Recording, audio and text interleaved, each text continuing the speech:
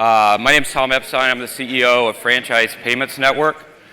We do payment processing and also pollinate a loyalty platform.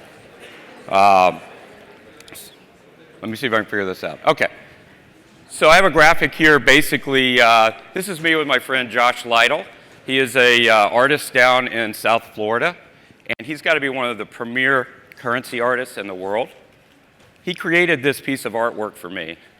And basically, he calls it the evolution of money.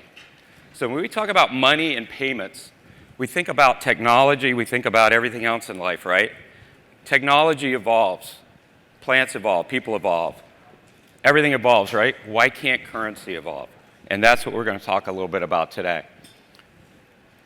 So in this graphic, as you can see, all the concentric circles. The blue on the outside represents the ocean. So one of the first currencies that we ever had in civilization was seashells, right? So people would trade shells when they lived on the islands with the palm trees and all that, right? They would trade shells back and forth as a form of currency. And then under that, you have the white circle. The white circle is the salt trade. Remember when we opened up the salt trade in Europe and heard stories of Marco Polo and all his travels and all that? It was to get open up the trade trails for salt. If you look at the dark circle after that, we talk about moving to metal currency. So coins, right? Coins back in the old days and still today were made of metal. Back then it was bronze. It might have been silver, but it was something that had a value. So everybody was talking about the value of the currency actually had a real value. It wasn't just something that was stamped on something that the actual product had a value, right? So that was what was next. So if you go into the center circle, the first yellow circle, you're talking about paper money. So we started, then we moved to paper money. And the paper money had a value. It was tied to gold and silver, remember that? And then the middle darker circle, we were talking about it moved into plastic. So back in the 1900s and 20s when Sears and Roebuck put out their first plastic credit cards, and then in the 50s when Diners Club came out, everything started moving toward plastic, right? And then in the center you have Bitcoin. So that's the new thing, right? So Bitcoin, I just picked on them because they're the most well-known, but you're talking about cryptocurrency, right? So when you talk about Bitcoin and cryptocurrency, that's where the new point of purchase is going with currency. Who in the audience actually has purchased Bitcoin? So a few people have, right? How many of you in the audience has actually used Bitcoin to buy anything, or are you just using it as an investment tool? Who's used it to buy something? You have? To buy something, okay. So in the world when you're talking about Bitcoin, a lot of it is people are looking at it as an investment strategy, but they're not looking at it as a payment strategy, right? So a lot of people I think are afraid of Bitcoin because they don't feel like there's any value to it. They don't think it's a real currency. So I don't know if you guys remember not too long ago, cash was tied to the gold standard, right? So cash, you could take a silver certificate. Remember Fort Knox, where all the gold and the silver and everything is stored in the United States Reserve? You could take a silver certificate in, and you could actually cash that in for $1 at that time, whatever that was worth, $1 of silver bullion. They would actually give it to you. We went off of that in 1971. Now you've got a dollar bill. What's a dollar bill worth? I mean, you got a dollar bill, right? It's not tied to anything. It's tied to your faith in the federal government, right? So this is a dollar bill. It's tied to the federal government. How is this any different than Bitcoin? It's not. The federal government has been in cryptocurrency since 1971. This is not tied to anything other than your faith in the federal government. You can't cash it in for anything. It's not worth anything more than what the grocery store or whatever that you go shop at is willing to give you for it. That is all it's worth. So think about that. Why are we afraid of cryptocurrency when the federal government is already doing this for you? Does anybody know how much it costs to make one of these? Anybody? So depending on the denomination, a dollar bill, $5 bill, $10 bill, $100 bill, whatever it is, it takes about 9.5 cents to make one of these. That's all it's worth. Paper, ink, the little security marks, 9.5 cents, right? That's all a dollar bill is worth. So guys, there you go. I just gave you $4.50. All right? That's all it's worth. So we are already in the crypto business. So the evolution of payments. Why can't payment technology and everything else also move forward? That cash register right there is a 1902 NCR cash register. I had it in my surf shop when I opened my first business. I owned a surf shop in the panhandle of Florida. That was my point of sale device. I'm not that old, okay? Just so you know. My mother gave that to me, and she was into antiques at the time, but that was my point of sale device. That little thing at the bottom is a knuckle buster. You've all seen them probably. But when I started in business at a surf shop, we would take a credit card. Somebody would come in with a credit card. I had a little book. I couldn't find one of those on the internet or anything, but you had a little book, and they would give you the credit card, and you had to look in this little book for the numbers. And if the numbers were in the book, that meant the card was no good.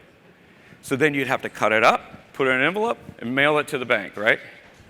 If the card number wasn't in the book, chances are it was good. The books only came out like once every 2 weeks, so it could still be bad, but you don't know, right? So then if I took a payment for a t-shirt, that's a nice little surf shirt or something, I'd put the card on that knuckle buster right there. That's the one I had. I'd put it on that knuckle buster, and I'd run the card, and it would be a 3-piece thing. And anybody remember carbon paper? You get the purple stuff on your fingers, it'd take you a week to get rid of it. You give one copy to the customer, you keep one copy for yourself, and then there was a hard copy that you would put in a little deposit bag along with your checks and your cash and everything. You take it to the bank. The bank would treat it just like a check. It'd take me about 10 days to get that money deposited into my bank. And it wouldn't cost me what everybody complains about today, the 2.5% that charges for a credit card. It cost me about 5 or 6%. That's what it would cost me to do a manual transaction. So things have already been evolving in the payment space, and they continue to evolve. What's going on today in the payment space? Chip cards, right? So everybody's doing chip cards. It's a much more safer way to process. I think everybody out here is probably dealing with upgrading their point-of-sale devices and everything to accept chip as opposed to magstripe. Magstripes are really easy to forge and gain that information that's on the magstripe. Chip cards are encrypted and very difficult to get that information out. We're already moving to a mobile society where there is no money being exchanged hands. So how many people here have a Starbucks app? Okay, for those of you guys at home, almost everybody raised their hand. All right. So you're paying for your coffee with a barcode.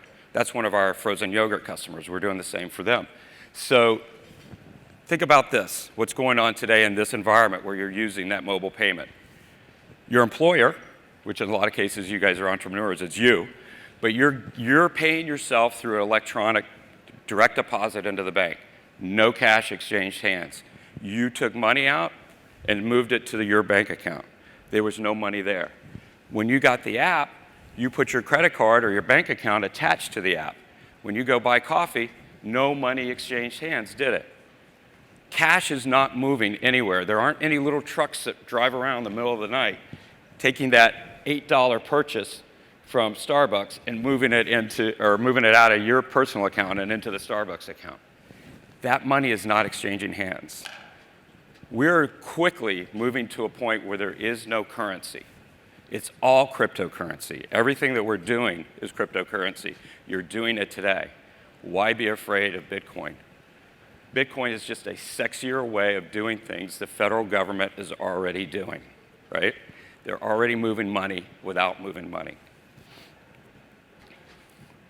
So what's next? How are we going to continue this movement toward mobile? So Jack Ma with Alibaba is just releasing a way that you just take a picture of yourself. It's your face. So you have a mobile wallet.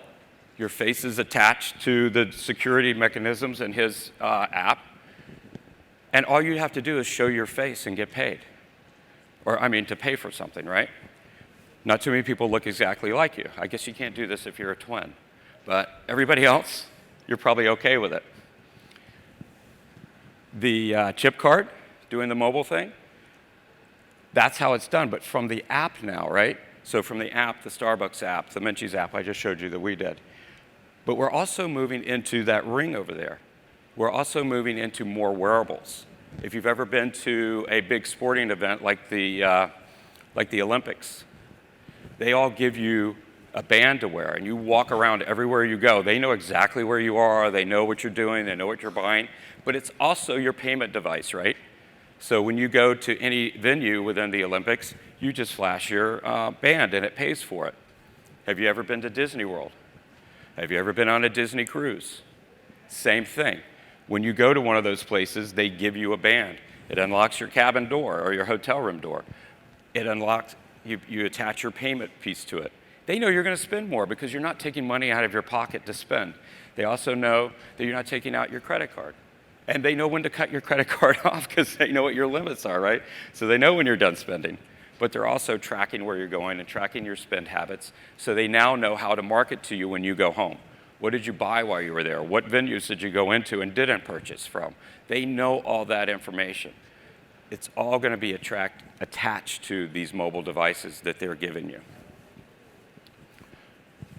This is another piece by Josh. I actually drew the picture. That's my girlfriend in the middle. I drew that, and then he did the Amex card around it. So it's a platinum card with a platinum girl, right? Great. But plastic is going away. There won't be any more plastic. Everybody's all excited about their platinum card or their black card or whatever. We're quickly moving to a society where there's no cash, no plastic, no anything. You're making payments directly from whatever account you have set up. Speed. Everything is getting faster and faster and faster, right? So as we start moving forward, the lines are going to really blur between credit cards and ACH. ACH is now able to do same-day ACH. So if I want to move money from you to somebody else, same day, right? I can do that now. Why do I need a credit card? Credit card will start moving faster. Your money being funded to your merchant accounts, all coming faster. You can do same-day merchant funding. You can do second-day merchant funding or whatever, but everything is moving faster at an alarming rate, really. So, but it does make commerce move a lot quicker, right, and a lot easier. That's where we're going in the payment space. Make it easier and faster for everyone. And that pretty much covers it. And I have 45 seconds. Thank you, guys.